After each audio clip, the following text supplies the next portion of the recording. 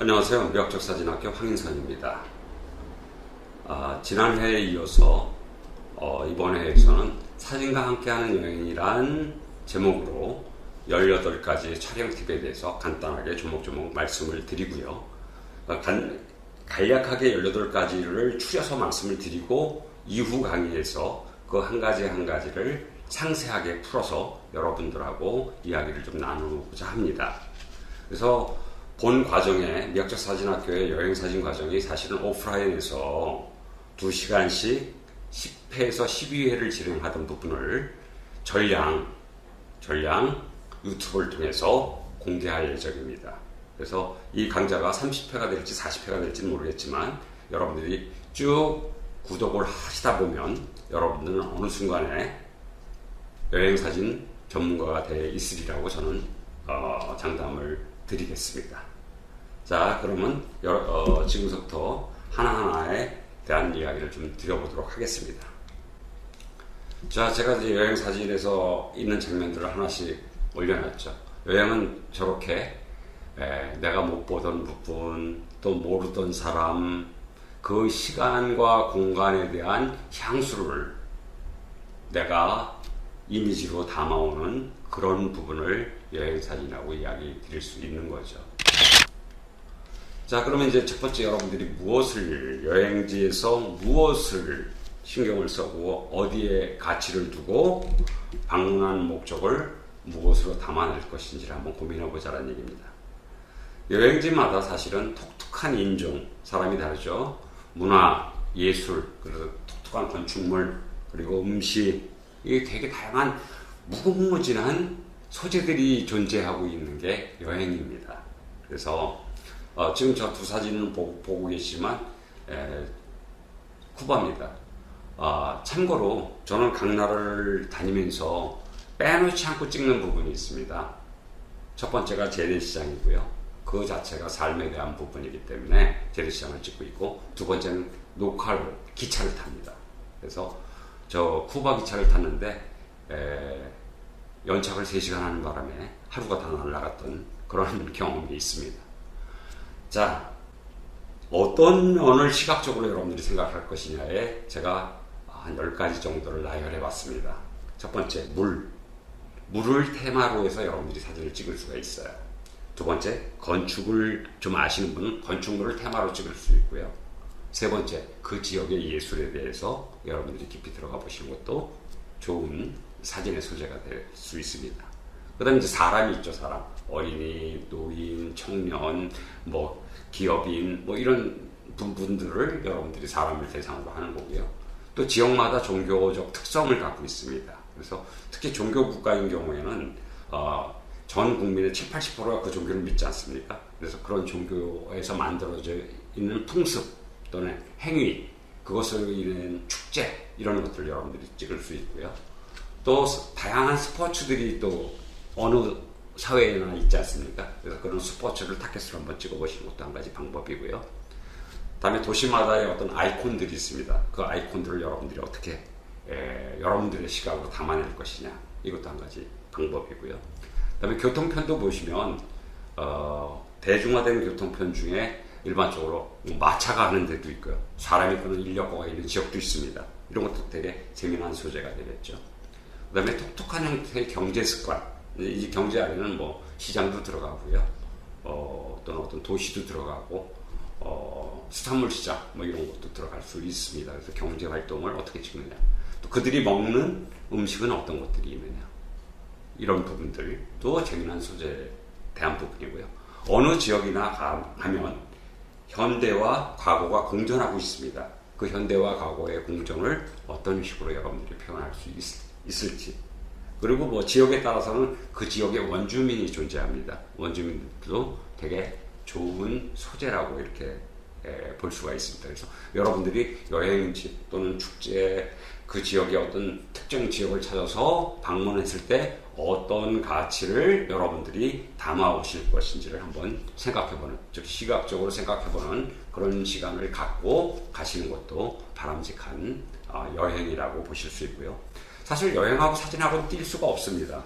그래서 더 나은 여행을 하기 위해서 좋은 사진과 함께 집에 돌아오시려 그러면 떠나기 전에 준비가 잘 돼야 되겠죠. 그래서 준비 목록을 어떤 형식으로 할 것이냐. 그래서 나는 어떤 지역에서 무엇을 주로 촬영을 하겠다라는 이미지 목록을 하나 만드시는 게 좋은데요. 이걸 영화에서는 샷 리스트라고 얘기를 합니다. 샷. 어떤 샷을 찍을 것인지 샷 리스트인데, 이게 여러분들이 이제 어플 보시면, 젊은 분들은 어플 보시면 되게 다양한 무엇을 찍어야 될지에 대한 계획을 세우는 어플들이 좀 있습니다. 뭐 어플이 아니더라도 여러분들이 메모장에다가 나는 무엇을 주로 찍을 거야 하는 메모를 하시면 되는데, 그 메모를 할 수 있다는 얘기는 그만큼 사전 조사를 하셨다는 얘기죠. 그래서 여행지 조사와 샷 리스트를 한꺼번에 작성하시면 여러분들이 여행을 떠나서 필요한 또는 원하는 그런 사진을 담아 오실 수 있으리라고 생각을 합니다. 이 샷 리스트 만드는 것도 구체적으로 한번 설명을 드리기로 하겠고요. 세 번째, 들어가기 전에 여행지 조사가 필수적인데요. 이 여행지 조사는 요즘은 이제 인터넷 시대니까 검색을 통해서 되게 다양한 형태로 여러 작가들 또는 아마추어들이 찍어놓은 사진들을 여러분들이 많이 보실 수 있어요. 그래서 이 자리에서 찍었는데 이런 느낌이 나네. 그럼 넌 어느 자리로 가볼까? 등등 이렇게 미리 사전에 리뷰를 해보시는 것도 좋고요. 이런 사이트들이 되게 많습니다. 뭐 프리커 같은 경우도 있고요. 500픽셀이라는 그런 사이트도 있고요. 다양한 형태의 사이트. 심지어는 구글 지도 안에 이미지 보기를 누르시면 그 지역에서 찍은 사진들이 나오기도 합니다. 그래서 여러분들이 자료 조사할 수 있는 건 되게 많아요. 단지 내가 목적을 가지고 가기 위한 자료 조사를 하느냐 안 하느냐는 갔다 와서 어떤 사진을 가져왔느냐의 성과를 가름짓는다라고 이야기해도 과언이 아니기 때문에 충분히 조사하시고 가셨으면 좋겠다는 말씀을 드리고요.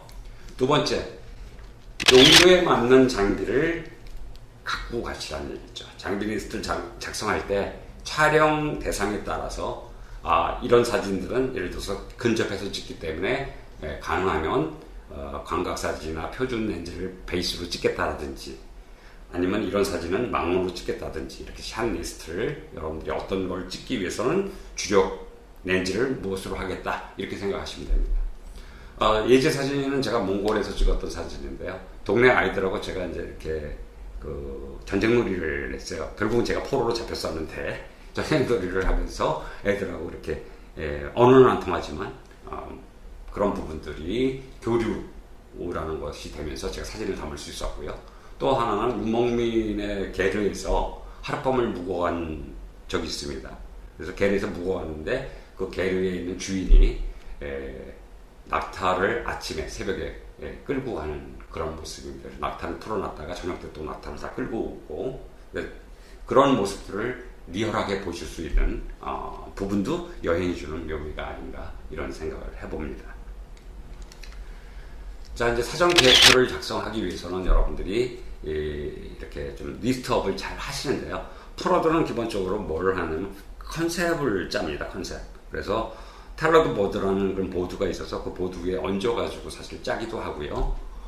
또는 지도 같은 경우는 맵스미라고 그러죠. 맵스미는 통신망에 연결이 안 돼 있더라도 오프라인에서 위성하고 통신을 하면서 이렇게 요즘 자동차에 이렇게 여러분들 안내해주는 이게 달려있죠.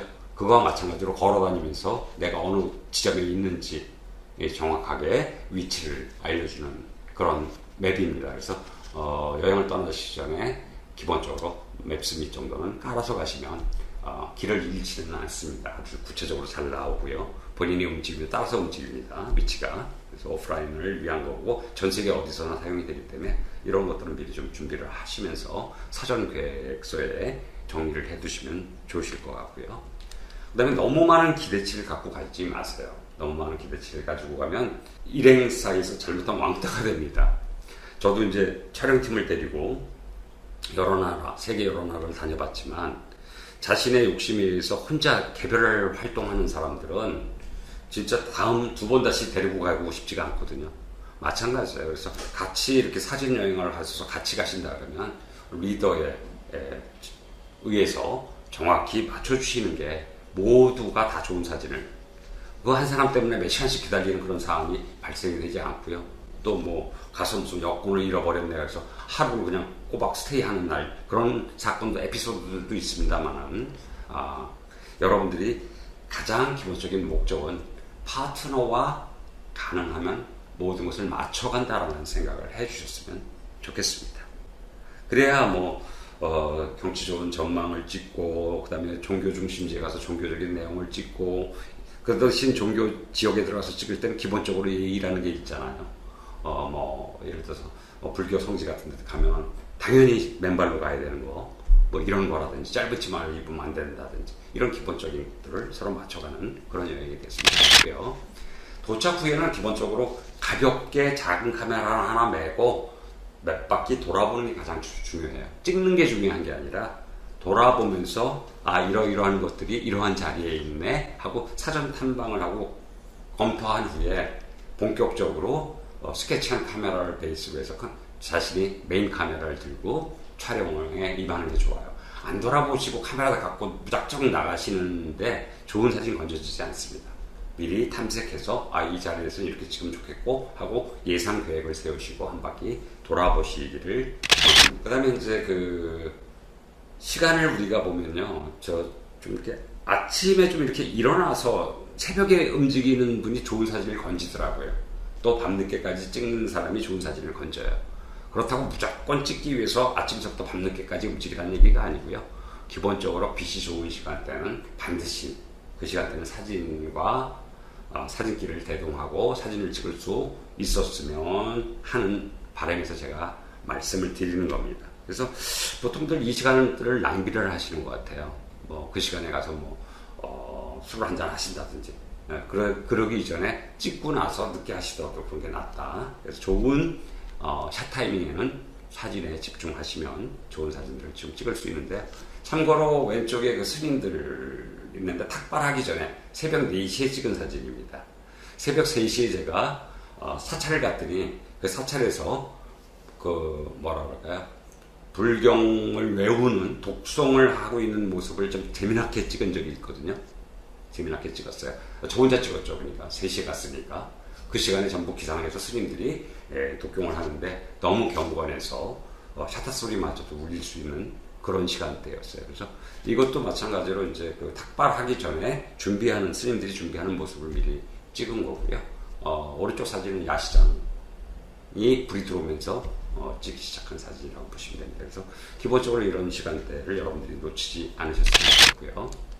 8번째는 단순하게 찍지 마시고 촬영 소재를 좀 넓혀 가시는 것도 좋아요. 그래서 가능하면 촬영의 포트폴리오 자체를 미리 만들어서 여행을 그 지역을 자주 갈 수 있는 게 아니기 때문에 가능하면 짜여져 있는 것, 즉 우리가 말하는 관광지 위주로 다니는 게 아니고요. 그 지역 밖을 어떻게 하면 돌아다닐 수 있을 것이냐, 안전을 담보하면서 돌아다닐 수 있게끔 여러분들이 스케줄링을 미리 짜서 가는 것도 좋은 사진을 많이 만들 수 있는 부분이라고 제가 생각할 수 말씀을 또 그렇게 드리겠습니다. 그래서 촬영 소재를 좀 다변화해달라. 그래서 포트폴리오상 또 어떤 경우는 장노출로 찍고 어떤 경우에는 이렇게 저속으로 찍고 그래서 삼각대를 그때 가져가고 낮에도 사실 장노출을 찍을 수 있죠. 랜드 필터 넣어가지고 장노출을 찍거나 특정한 움직임을 만들거나 또는 흔들림을 만들거나 하는 그런 부분들도 한번 도전해 보시는 게 좋으실 것 같고요. 오롯이 사진에 집중할 수 있는 여행이기 때문에 이런 말씀을 드립니다. 자, 9번째는 앞에서 말씀드렸지만 좀 벗어나라는 얘기죠. 저 같은 경우는 관광지역을 자주 벗어납니다.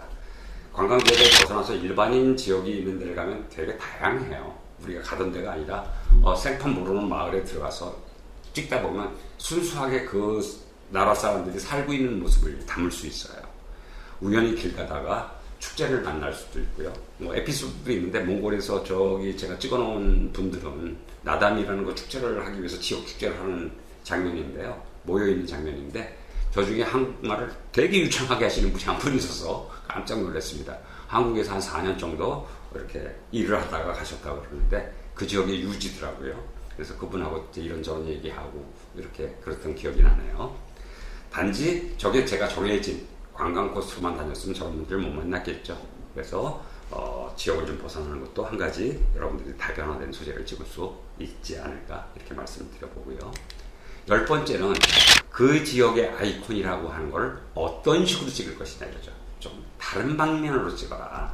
에펠탑을 찍어도 남들이 다 찍은 에펠탑을 찍는 게 아니라 나만의 에펠탑을 어떻게 찍을 것이냐. 그래서 여러분들이 미리 찍을 것들을 갖다 인터넷에서 검색하다 보면 이건 이렇게 찍어놨네. 그걸 따라 찍는 거는 어떻게 보면 좀 무모하죠. 그 사람이 먼저 찍어버리는데 그걸 굳이 따라 찍을 필요가 없는 거죠. 좀 낯설게 보고 또는 낯익은 걸 낯설게 보거나 낯선 걸 낯익게 보기를 통해 가지고 여러분들이 어떤 느낌 있는 사진을 얻을 것인지를 한번 고민해 보는 것도 한 가지 방법이 아닌가 생각을 해봅니다. 자, 지금 이 시간에는 이렇게 이제 그 포인트를 말씀을 드리고 있는데요. 이 포인트를 말씀드리는 부분에 대해서는 뒤에서 자세히 해석을 하기 위해서 앞에서 이런 것들을 여러분들이 생각해 봐 주십시오라는 의미에서 제가 이렇게 18가지 또는 뭐 10가지, 8가지 이렇게 나눠서 말씀을 드리고 있습니다. 자, 11번째는 영감을 받아보자, 영감. 그래서 그 지역에서 어떤 영감을 받을지 한번 고민을 해보는 거죠. 그 영감을 받을 수 있는 데는 주로 갤러리라든지, 그러니까 현지의 예술인들이 어떤 식으로 자기네 나라를 바라보고 어떤 식으로 자기네 사람들을 바라보는지를 느낄 수 있는 지역이에요. 그래서 저는 방문하면 꼭 현지에 있는 박물관이라든지 아니면 미술관이라든지 갤러리를 방문을 합니다. 그렇게 방문을 해보면 대개 그들만의 독특한 표현법들을 볼 수가 있어요. 그런 사진에 어떻게 접목을 할 것인지 이걸 한번 더 고민해보는 거죠. 뭐 그걸 떠나서 그 지역만의 독특한 종교나 문화에 대해서도 한번 들여다봐도 재미난 부분들을 여러분들이 찍을 수 있습니다. 그래서 영감을 받을 수 있는 부분과 접촉면을 넓혀라 라는 말씀을 좀 드리고 싶고요. 12번째는 특정한 본인이 찍고 싶은 자리를 자리를 발견했으면 그 자리로 내가 원하는 대상체가 들어오기를 기다렸다 찍어라 라는 말씀을 드리고 싶어요.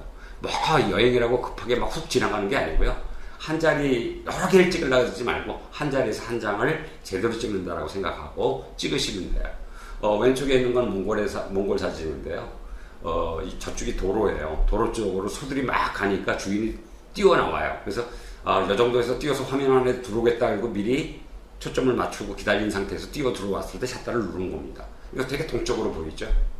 오른쪽의 사진은 올해 2월달에 제가 쿠바에 있었는데요. 쿠바에서 파란색 벽면이 너무 이뻐서 그 앞을 지나가는 사람을 찍었는데 저것도 기다렸다 찍은 겁니다. 물론 지금 보여드리는 건 B컷이지만 다양한 형태로 저렇게 기다림을 통해서 내가 원하는 형태로 사진의 프레임을 구축할 수 있다는 거 말씀을 드리고요. 또 그렇게 하시는 게 또 여러분들한테는 굉장히 유리한 한 장의 좋은 사진을 건질 수 있는 방법이라고 설명드리겠습니다. 13번째는 가능하시다면 로컬에 있는 현지 사진가하고 협업을 좀 하시면 좋은데요. 저는 협업을 가끔씩 합니다. 그래서 이렇게 다른 나라를 가지 않습니까? 그럼 독특한 지역을 제가 들어가는 이유 중에 한 가지가 현지 사진가들하고 이렇게 미리 여행을 떠나기 전에 미리 이제 제가 어디를 좀 찍고 싶은데 네가 섭외해 줄 수 있느냐 아니면 같이 갈 수 있느냐 이렇게 이제 보내거든요. 그럼 대부분 흔쾌히 해외에서 외국에서 오는 또 사진을 한다는 공통분모가 있기 때문에 흔쾌히 오케이를 해줍니다. 그래서 보통 현지에 있는 사람들하고 어떻게 갈 것이냐. 그래서 제가 라오스에서 8개 부족을 찍어보기도 하고요. 쿠바 같은 데는 이제 그쪽만의 종교가 있거든요. 산테페리라는. 그 산테페리라는 종교 자체를 갖다 직접 가정집을 방문해서 행사하는 모습을 찍어보기도 하고요. 또는 국립 발레 학교를 직접 들어가서 몇 시간 동안 그 발레하는 학생들을 찍기도 하고 권투도장을 들어가서 권투도장에서 거기서 스파링하는 사람들을 찍기도 했습니다. 이게 어떻게 가능하냐 그러면 이런 사전 정보와 그런 것들 우리가 이제 SNS가 발달되다 보니까요 페이스북이라든지 아니면 뭐 인스타그램이라든지 이런 데 좋은 작품이 올라오는 작가한테 나는 요번에 이런 걸 그쪽 나라를 여행하는데 좀 담고 싶다 찍고 싶은데 네가 좀 그걸 좀 소개하거나 가이드 해줄 수 있느냐라고 여러분들이 보내시면 100% 다 도와주십니다. 그래서 가능하면 현지에 있는 로컬 사진가들은 되게 많은 부분들을 알고 있어요. 그래서 그분들하고 같이 한번 움직이는 것도 좋은 방법이 아닌가 이렇게 생각을 하고요. 그다음에 찍고 나서 항상 백업하는 습관을 좀 가져주셨으면 좋겠어요. 뭐 하드 잊어버렸어, 뭐 메모리 카드 잊어버렸어, 메모리 카드 뻥 났어, 뭐 이런 얘기가 안 들리고 또는 찍은 것에 더 써서 찍었어, 지워서 찍었어, 뭐 이런 얘기가 안 나오기 위해서는 그날 찍은 거는 메모리 양이 반밖에 안 찼어도 100% 백업을 하셔야 돼요. 그래서 백업 확인한 후에 메모리 카드를 지우거나, 메모리 카드가 여유가 있으면 메모리 카드 별도 보관, 백업 하드 별도 보관. 그 다음에 그날 찍은 장비는 그날 청소를 하는 습관을 가져주시면 깨끗한 상태로 잘 돌아올 때까지 기계 트러블 없이 잘 찍을 수 있을 거라고 보고 있습니다.